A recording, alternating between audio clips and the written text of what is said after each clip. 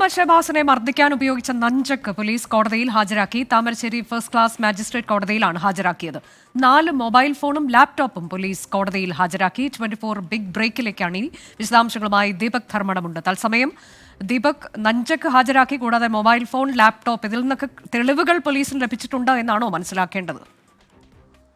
അനുജ, അത് തന്നെയാണ്. ഒരുപക്ഷെ ഈ നെഞ്ചക്ക് കോടതിയിൽ ഹാജരാക്കുക എന്ന് പറഞ്ഞാൽ ഈ ക്രിമിനലുകൾക്ക്, അതായത് ആൾക്കൂട്ട ആക്രമണം നടത്തി ഷഹബാസിനെ കൊലപ്പെടുത്തിയ ഇപ്പം നിലവിൽ പിടിയിലായ 5 വിദ്യാർത്ഥികൾ, ഈ 5 പ്രതികൾക്കും അത് കൃത്യമായി നിയമത്തിൻ്റെ മുൻപിൽ ശിക്ഷ നൽകാൻ പറ്റുന്ന രീതിയിലുള്ള തെളിവാണ്.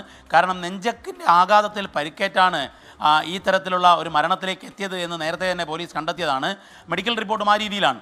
പക്ഷേ എന്നാൽ ഈ അക്രമത്തിന് ഉപയോഗിച്ച ആയുധം കണ്ടെത്തുക എന്നുള്ളത് ശ്രമകരമായിരുന്നു. പക്ഷേ ഇന്നലെ പോലീസ് ഒരുമിച്ച് നടത്തിയ ഒരു വലിയ റെയ്ഡ്, ആ റെയ്ഡിലാണിത് കണ്ടെത്തിയത്. ആ കണ്ടെത്തിയ നെഞ്ചക്ക് ഉൾപ്പെടെ 4 ടെലിഫോൺ, അതുപോലെ ഒരു ലാപ്ടോപ്പ്, ഇതാണ് ഇന്ന് ഫസ്റ്റ് ക്ലാസ് മജിസ്ട്രേറ്റ് കോടതി താമരശ്ശേരിയിൽ പോലീസ് ഹാജരാക്കിയത്.